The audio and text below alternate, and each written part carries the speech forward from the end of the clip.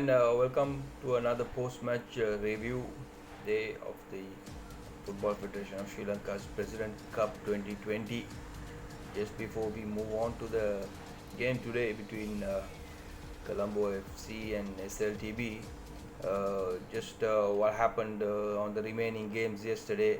Navy Seahawks took on Serendip at the Sugadasa Stadium. An entertaining game, and you could say Navy shot themselves on the foot, leading 3-1 going into the final third of the game. They were not able to close down the game, and Serendip came back 2 goals, and the game ended 3-all. At half time the score was 1-all, and in the second half Navy went on to a 3-1 lead. And credit to Serendip, and especially the talisman Evans Asante played a brilliant game, got 2 goals as well.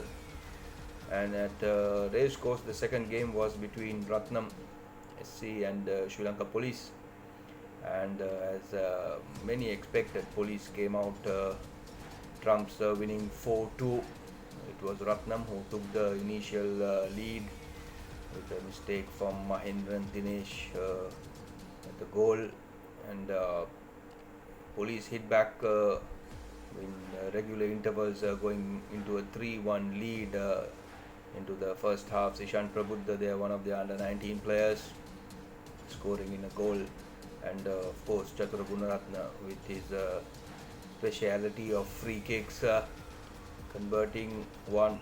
So Police were comfortable, played very good, and Ratnam were able to come back with a goal after they had conceded 4. There were a couple of goals also disallowed for Police for offside and infringements. So overall, Police looks a solid team. They have a good set of youth players, under 19 players, which is really important in this tournament, as there has to be at least one player of under 19 on the field at any given time. Overall, a good day for goals.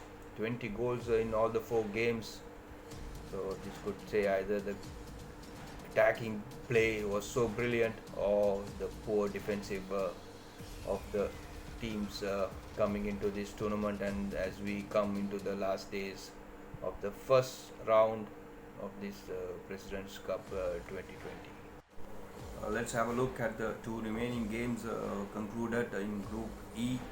The last group to come out, that's Colombo FC taking on SLTB in the first game at Sugadasa, and Colombo FC coming out 3-0 winners and getting the 3 points, rather unconvincingly, I would say, for the team that was put out by Coach Rumi. The first 11 consisted all the players who normally will get into that team, and SLTB on the other hand had 9 players behind the ball at any given time, and made life difficult for Colombo FC.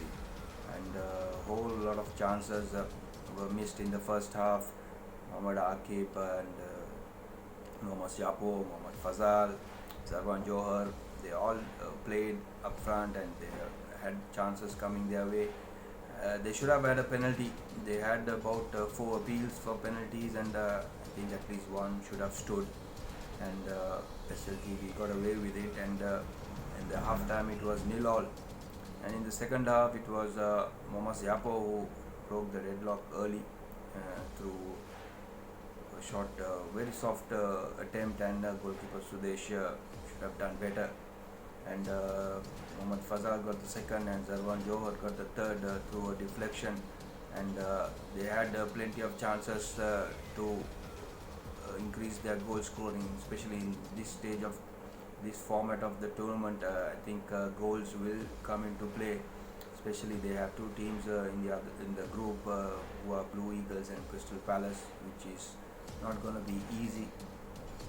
So nevertheless, Colombo FC managed to win 3-0, and as per their statisticians, they have had a percentage of about more than 80%, which I would say is accurate, and SLTB on the other hand is just filling numbers in this tournament.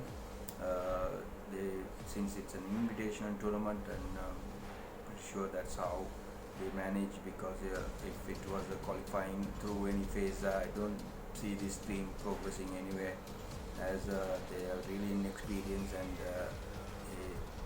they did not play or did not compete as you expect a team who are playing in the higher level of a tournament such as the President's Cup 2020.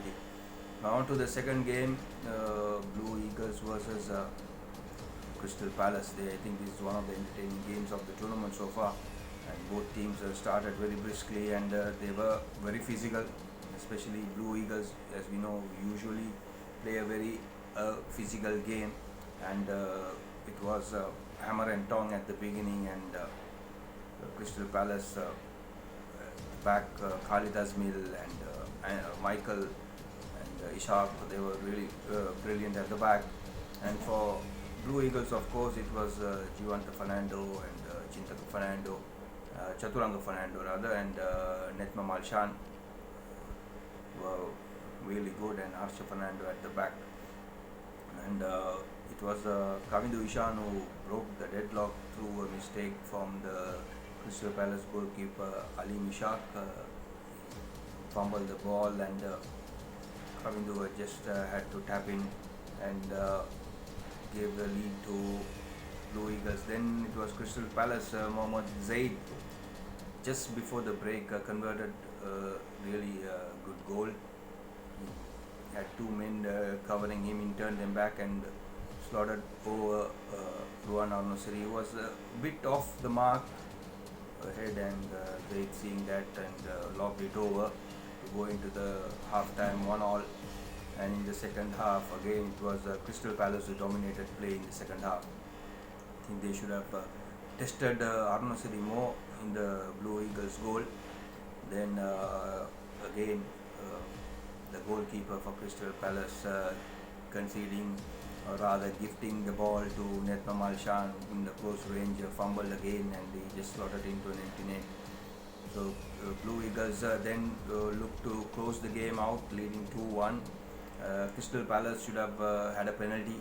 Jivanta Fernando lunging at the last ditch, and in the replays it shows it clearly a late tackle, and the referee had none of it, and play continued as Crystal Palace had to settle for the loss. And notably, Kavindu Ishan had a couple of chances. Sitters, you can say, he completely fluffed.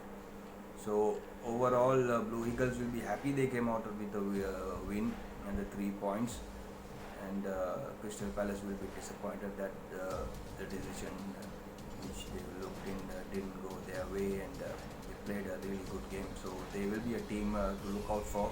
Still a lot to play for. They are up against SLTB next, and they have Colombo FC. So they can gather some points on that. There could be a possibility that Crystal Palace creeps in as one of the best losing teams. So do join us once again for another post-match review of this President's Cup 2020.